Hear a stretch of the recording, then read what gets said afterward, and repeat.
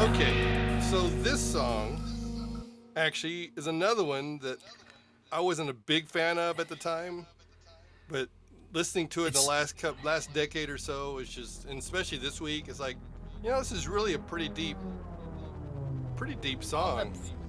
it's so processed and electronic, and love it. Another Kraftwerk-ish.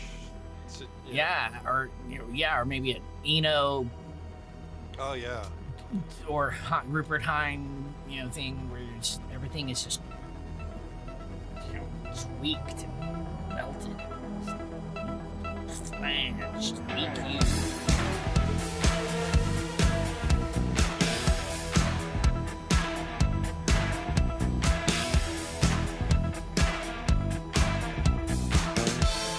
Maybe Ultravox. That is very. That's kind of Ultravox. The smoking low. It's like Warren Kahn is back there drumming.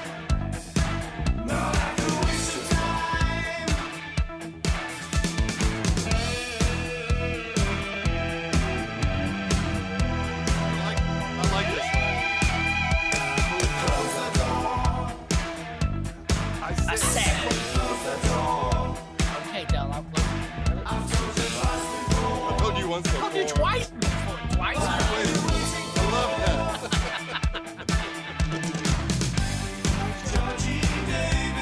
That's a very addictive. Yeah, that melody. Oh yeah, I sing this all the time.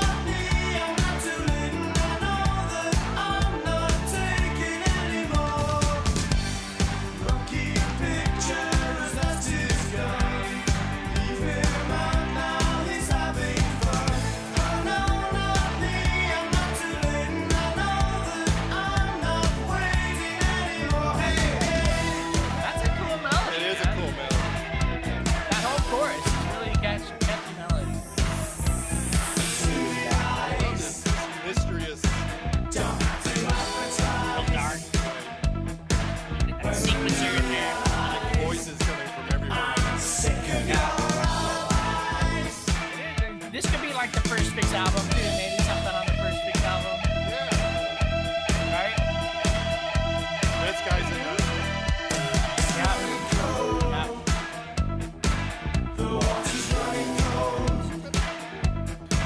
It's time that you were told. I think you're going home. Georgie Davis is coming out. No more heroes between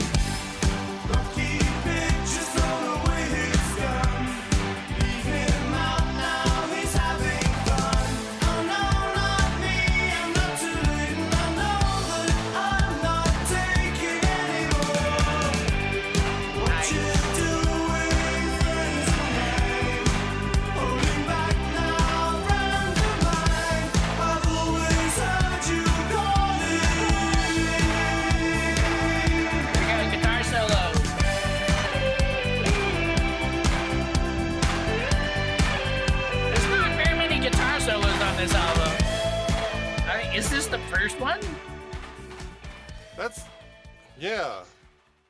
Kind of. I mean, is that a guitar solo? Yeah, he would do the atmosphere. He'd do his funk things.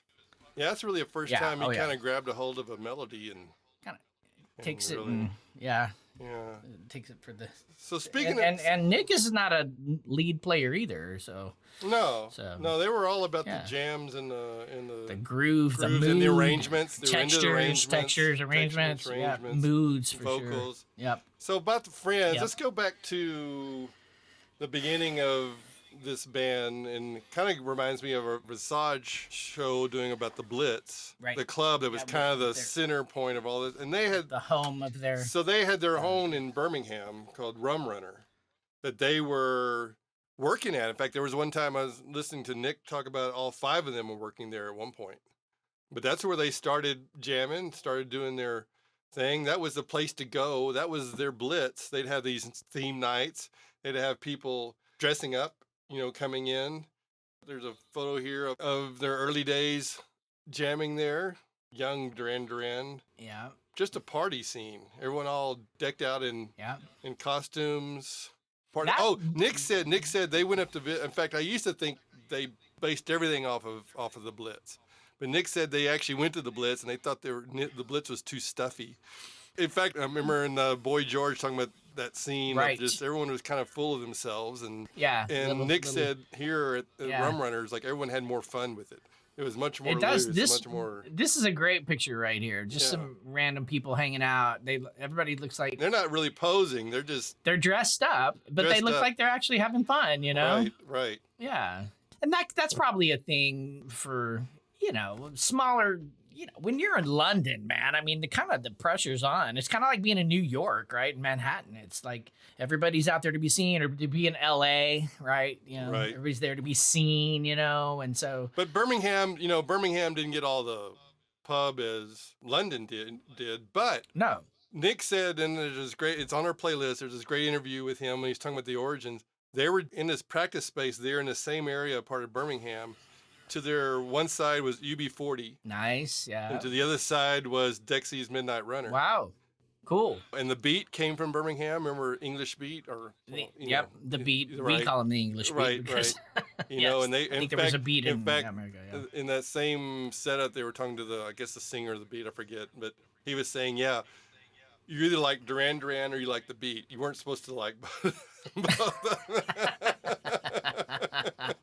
Well, at the time though, I think you really could like all this music because it was all being played on the radio, right? But just think, or at least in England it was, I guess. But I didn't realize, he was talking about the history of Birmingham. Nick was about I didn't realize Jeff Lynne was from there, and Black Sabbath was from there. So that that's some history right there. So yeah, so some early '70s stuff. right. So I don't know. We think of. Well, I mean, think of the Beatles, man. They were from Liverpool. Oh, yeah. Right? Liverpool, little tiny town outside of Manchester or whatever. Right. So,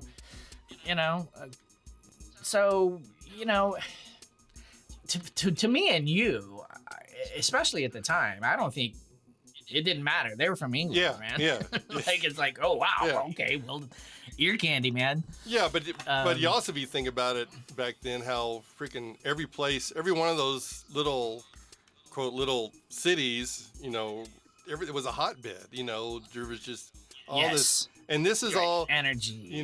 Back then we called it new romantic, new wave. Yep. They developed the name Yep. post-punk, which actually makes sense because, in fact, there was a saying, I don't know if it was John or Nick talked about how they used to coin their own little phrase. It was they were a cross between Sex Pistols and Chic.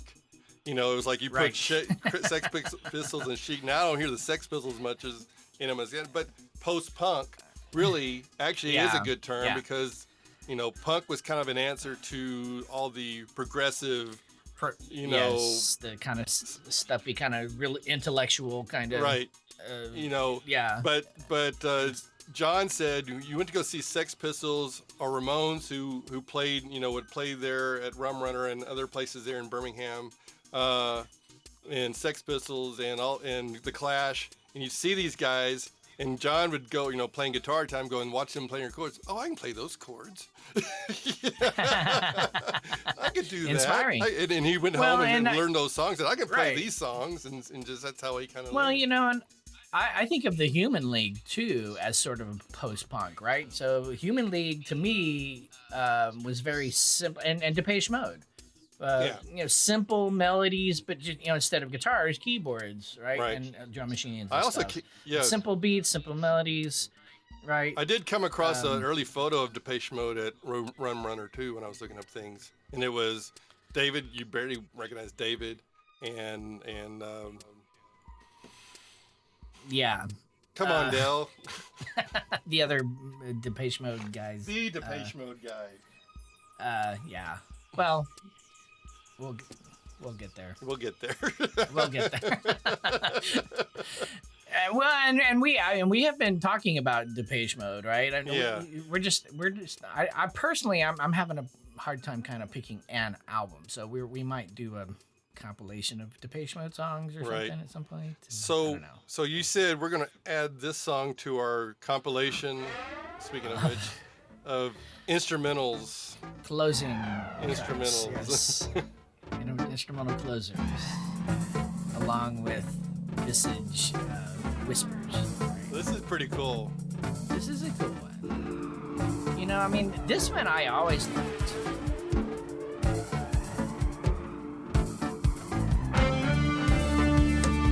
Nice. Those places you don't necessarily expect. This one feels like a James Bond movie to me. And they did do a James Bond theme song several years later, mid 80s or something, late 80s. The strings, yes. Remind me of James Bond. So those are real strings, like the string section. But there's no credit given for string arrangement performance. Yeah.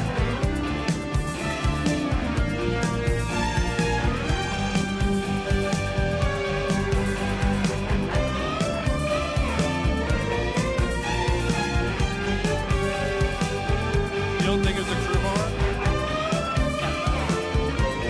No, there's too much blowing going on and expression. I like this. Yeah. I went in that Muezzin, the Muslim call to prayer. Could be an Israeli singer.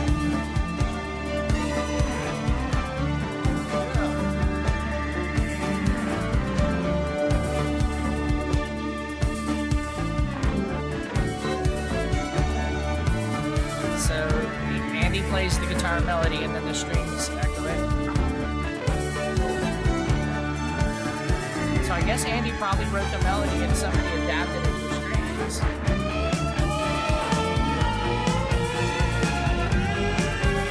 Somebody's adding in that Muezzin or that folk singer.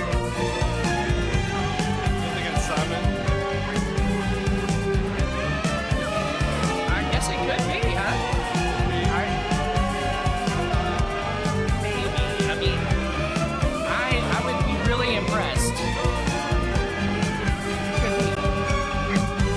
For some reason, I never thought it was Simon. But it could be.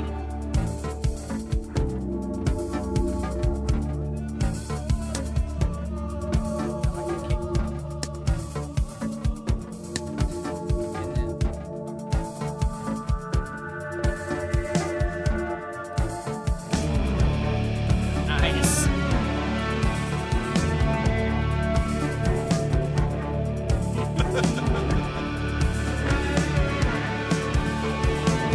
What is John doing on this side? Maybe he's playing some keyboards. Oh no, there's some bass in there now. There it is. There it is. But I don't see that right there. That's and this.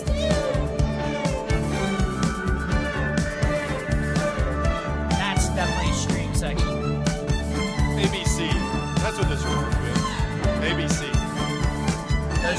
especially, right? Yes. She takes us back to Trevor Horn. And Dudley, maybe. Yeah. I wonder if any of these guys were kind of involved. I mean, Buggles were around at this time.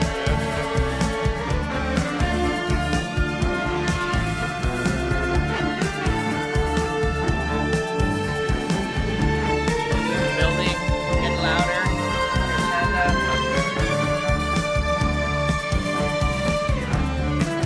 And, nice. Andy takes the melody, strings played again.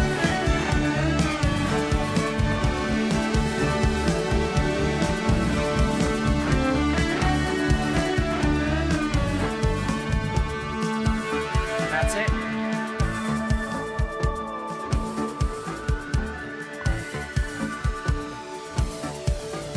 And that's a nice. It's over 5 minutes. That's nice. I guess that could be Simon. I mean, it could be Simon singing that. There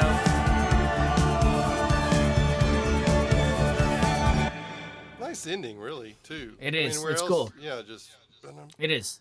It is. It's cool. That I've really liked this song. I've always liked it. It's to me, it's just a great way to end this first taste of what Duran Duran's about. You know, Right. just and honestly, okay. So I know our last show was Michael Full Crisis, and at the end we said, oh, we're gonna be doing Duran Duran's first album, and you were like, yeah, this is their second best album. And I was like, well, maybe, but no, I think you're totally right. I was going to challenge you, going, okay, so give me all the. all the other Duran Duran albums that are better than this one. Well, Rio, maybe. Rio. I I mean, I give Rio. Yeah. Rio was them. It's Yeah, one of those sophomore things where like, this was their. Okay, they Oh. did all their demos about 1980, and they worked on their demos, and they actually worked in the studio on their demos, and they used most of those demos were used on this album and on Rio. I mean, they even were back in Yeah. '80, they were developing. they've those been songs. doing Yeah. stuff for a while. I know they had a different singer before Simon, and they had a different singer, and they had a guy who played clarinet and another instrument along that line. Sorry, I don't The remember. saxophones, Maybe. But woodwinds. in fact, Roger saw them in that kind of setup, and they would have a drum machine and all. But Roger really liked them and thought they were just really interesting, and said, I want to play with them, and just ended up joining up with them, and kind of. So it was kind of a neat.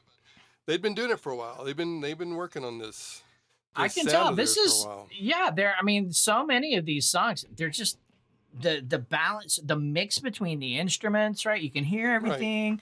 I mean, they're freaking tight, right? Yeah. I mean, this is one of the things that I have always loved about Duran Duran. It's just their tightness, Right. the grooves, man, just to be able to dance to them.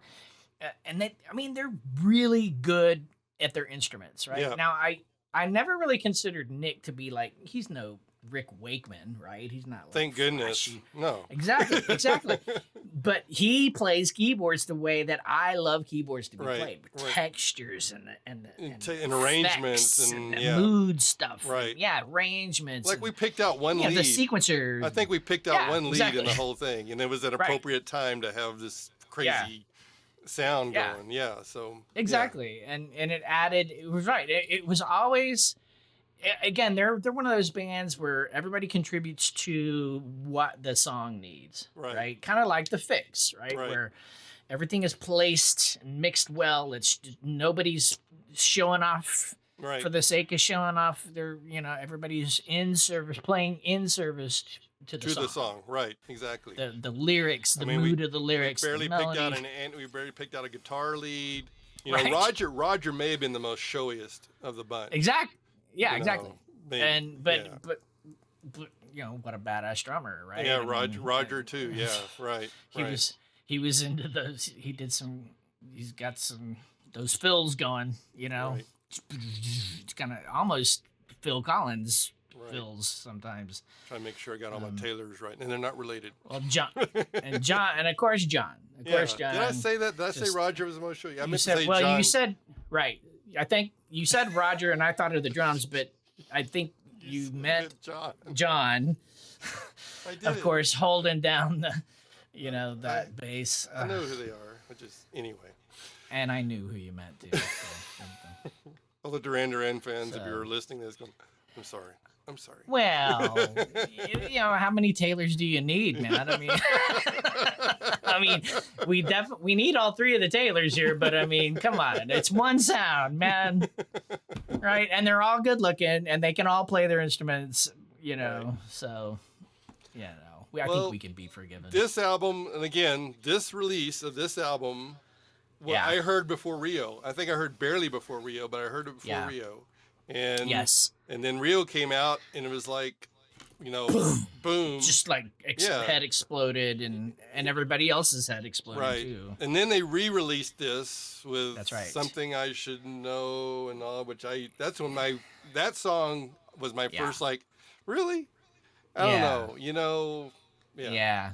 Yeah. I It was your appreci- first I kind of kinda- appreciated the idea of trying to get advanced into that 80s sound, but I learned quickly that kind of got on my nerves, Yeah. after a while. So Yeah, the anyway. kind of sampling, the oversampling, Right. and the remix kind of sound stuff. Yeah, we've talked about this before. That kind of the golden age of what I've kind of sort of come to think of as the golden age of recording was sort of the late 70s, early 80s. We talked about it with 90125. Yes, one of the reasons that we really love. Right when the technology was taking a big churning Yeah, growth. we had the really mature of the analog, Right. analog tape, analog mixing desks, analog instruments, the kind of the height of that sort of recording technology, but but you- also the beginning of digital. Right. You had Right. you had 4 or 5 heavy synth companies that were just battling it out to get the next thing out there, between your That's right. Moog and your Prophets and your Different- Oberheims and your Rolands. what are the new sounds we can come up, right? Right. What's the and newest control synth with the and yep. sequencers, and drum machines Programmability, and all that and stuff MIDI and came everything. out Right. in 1980 or 81 or something like Right. that, and So exactly. everybody was just trying to pushing the envelope. and Yes, everything. yes. Yeah. So this was such a rich time. Anybody who listens to our show, watches our show regularly, realizes by now that we do a lot of our favorite albums are from this period, 79 to 83, 81, 83, something like 2, that, 3, right.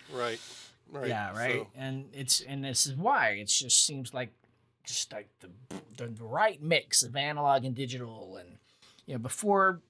and art and create. You had your prog and your punk and your Romantics, your and fashion, classical, and all your- just Yep, mixed all in there mixing it together. up in there. All Right. mixing it up, and right. yeah, such a rich time, Right. for music and And- culture. And another part technology. of that rich time will we get to next Next show time, with yes. We'll go back to Ah. Kate. The muse, the siren of. So I have to be honest here because I was so much into the Dreaming and Hounds of Love. This album I have gotten to know better later. Yeah, So I'm looking forward to learning more about this album as we get into it, because this will be a teaching experience for me, really. I mean, I know the songs, I just don't have them glued Yeah. to me like some Yeah. of those other albums are. So well, this was, I think, the second. The Dreaming was the first Kate Bush album I heard. This was the second. Oh, one, really? and yeah. Huh. Yeah. So. okay, well there we are. Cool. Looking forward to that, man. And Del, this was so much fun, man. Listening to Duran This was Duran, going a lot back. of fun. A lot of fun. I got my new lights and my new curtain set up. So We're looking good, man. I like our look here. We got a show. We got a show. Thank So you come for back and- joining us, everyone. We'll have more shows. hit that subscribe button and the bell and all that kind of stuff. And come back and listen to some cool albums with us, all right? He is Keith. And he's Del. We're Renjeaux. We listen to cool albums. Bye. Bye.